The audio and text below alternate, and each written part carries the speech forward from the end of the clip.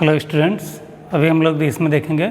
अभी इसके पहले वाले वीडियो में हमने देखा था कि चैप्टर 8 क्वाड्रिलेटरल के बेसिक टर्म्स क्या होते हैं, मतलब क्वाड्रिलेटरल क्या होता है, कितने टाइप्स के होते हैं, एंगल सम प्रॉपर्टी क्या होता है। अब इस वीडियो में हम लोग देखेंगे प्रॉपर्टीज़ ऑफ पैरेललोग्राम। तो आपका जो चैप्टर है चैप्टर 8, इसमें मेनली आपको पैरेललोग्राम जितने भी टाइप्स के आपके क्वाड्रिलेटरल हैं उसमें आपको केवल पैरेललोग्राम के बारे में मैक्सिमम आपके क्वेश्चन पूछेगा।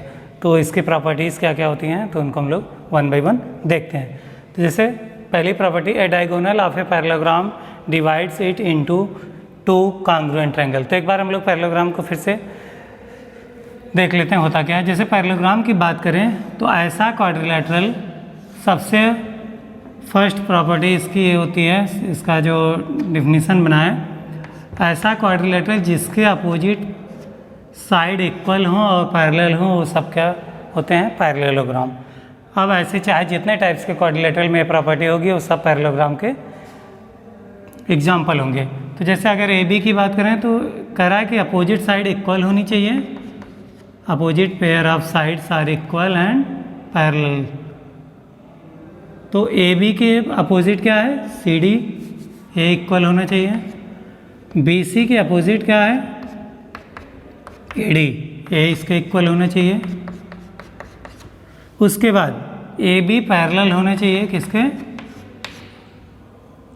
सी डी के, और बी सी पैरेलल होना चाहिए ए डी के, A D is parallel to B C.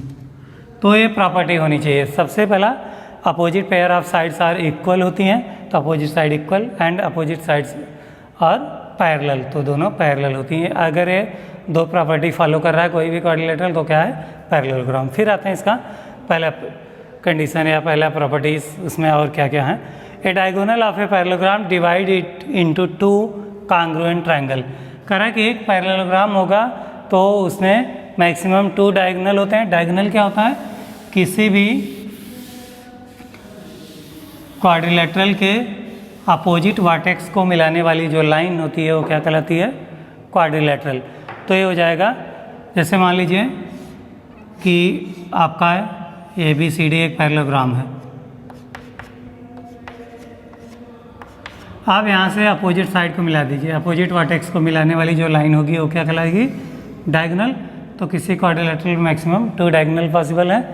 तो कह रहा है कि जब हम लोग इनको इस डायगोनल को मिला देते हैं तो क्या हो जाता है, वो 2 कॉन्ग्रुएंट ट्रायंगल में पूरा बढ़ जाता है आपका क्वाड्रिलेटरल।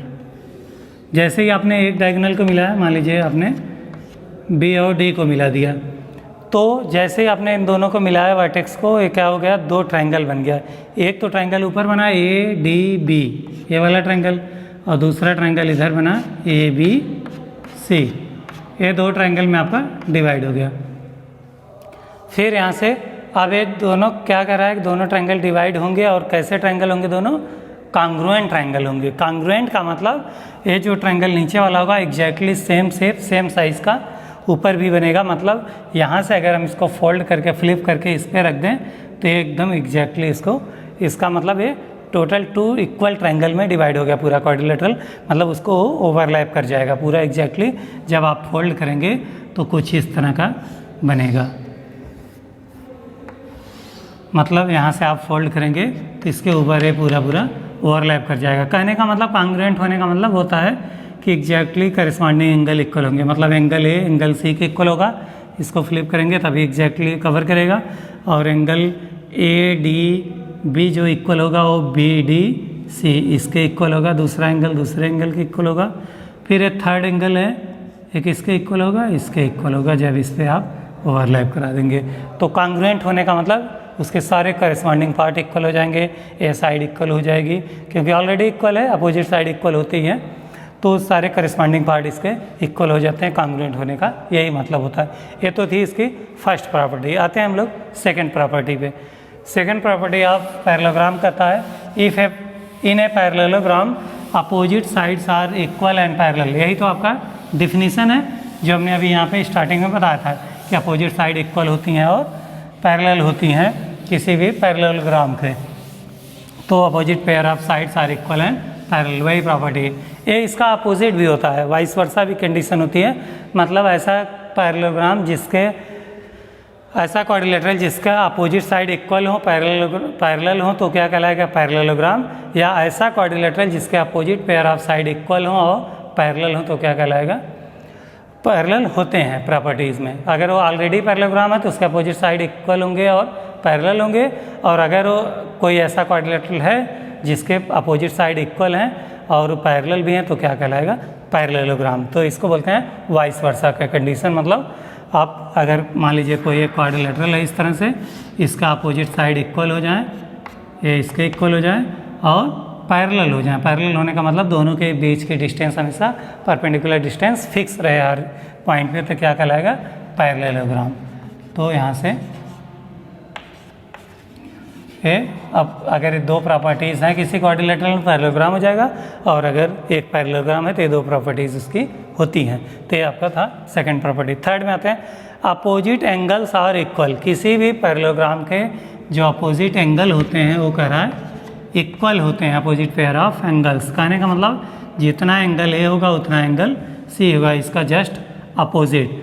तो angle A equal to angle C and angle B is equal to angle D. Opposite angles are equal, तो ये हो जाएगा। कहने का मतलब अगर एंगल बी आपको नोन है तो आप एंगल डी बता सकते हैं। कहने का मतलब अगर एंगल बी 50 है तो एंगल डी भी 50 हो जाएगा, और अगर एंगल ए आपका 130 है एंगल ए तो एंगल सी भी 130 होगा। Opposite angles are equal in a parallelogram. या ऐसा क्वाड्रिलेटरल, इसका भी वाइस वर्सा कंडीशन है।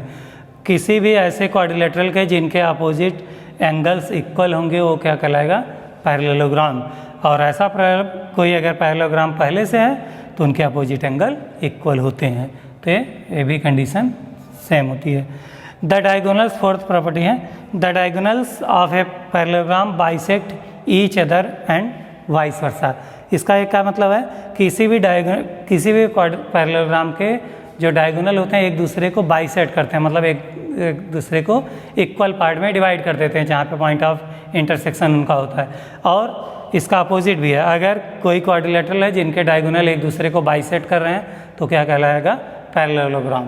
तो ये सब प्रॉपर्टीज़ ऑफ पैरेललोग्राम है। इसको हम लोग एक फिगर की हेल्प से समझते हैं। कहने का मतलब ये है कि अगर एक पैरेललोग्राम है, ऐसा क्वाड्रिलेटरल जिसका अपोजिट साइड इक्वल हो और पैरेलल हो, इसके अपोजिट है तो इसके इक्वल, तो क्या कहलाएगा पैरेललोग्राम। अगर वो पैरेललोग्राम है तो उसके जो डायगोनल होंगे, ए से सी मिलाएंगे तो एक डायगोनल, बी से डी मिलाएंगे तो एक डायगोनल, जो डायगोनल होंगे एक दूसरे को बाइसेक्ट करते हैं। बाइसेक्ट करने का मतलब इक्वल पार्ट, मान लीजिए ओ पे एक दूसरे को इंटरसेक्ट कर रहे हैं, तो मतलब अगर यहाँ पे ए सी पहले से ड्रा था डायगोनल, फिर जैसे आपने बी डी मिलाया तो बी डी मिलाते हुए जो पॉइंट है ओ बना, तो ऐसे कंडीशन है ओ से सी जितना होगा वो उतना ए से ओ होगा, ए ओ इक्वल टू ओ सी। और दूसरा कंडीशन सेम प्रॉपर्टी इसके साथ ही डायगोनल, अगर बी डी डायगोनल पहले से था तो जब आपने ए ओ ड्रा किया तो जितना डी ए होगा उतना ओ बी हो जाएगा, तो D A O is equal to O B. तो कहने का मतलब ये है कि किसी भी डायगोनल, किसी भी क्वाड्रिलेटरल के जो डायगोनल होते हैं एक दूसरे को इक्वल पार्ट में डिवाइड कर देते हैं। बाइसेक्ट करने का मतलब टू इक्वल पार्ट में डिवाइड करना। तो जब आपने डी बी ड्रा किया तो ए ओ इक्वल टू ओ सी हो जाएगा, फिर आपने जब ए सी ड्रा किया तो D A O equal to O B हो जाएगा। और कह रहा है कि अगर ऐसा है किसी क्वाड्रिलेटरल में, if A O equal to O C and D A O equal to O B, कहने का मतलब if diagonals are bisect each other then the quadrilateral is parallelogram. तो अगर ऐसा है तो पैरेललोग्राम होगा, और अगर पैरेललोग्राम है तो ऐसा होगा। तो ये वाइस वर्सा की कंडीशन इसमें भी बनती है। तो ये प्रॉपर्टीज़, मेजर प्रॉपर्टीज़ आपके किसी भी पैरेललोग्राम के थे। तो इतने टाइप्स के आपको प्रॉपर्टीज़ आपको पढ़ना है। तो कहने का मतलब आप जो आपका एक्सरसाइज 8.1 और 2 है पूरा पैरेललोग्राम के कॉन्सेप्ट पे है। तो ये सब बातें आपको ध्यान रखनी है, वहाँ पे आपको जस्टिफाई करना रहेगा इनकी नॉलेज की हेल्प से, इनके प्रॉपर्टीज़ की हेल्प से, कैसे क्या कभी कॉन्ग्रुएंट प्रूव करना है, कभी इक्वल साइड फाइंड करना है, एंगल्स फाइंड करने के लिए सारी प्रॉपर्टीज़ आपको वहाँ पे यूज़ करना था। तो इसको आप लोग क्लियर कॉन्सेप्ट के लिए वीडियो को देखिएगा। Thank you.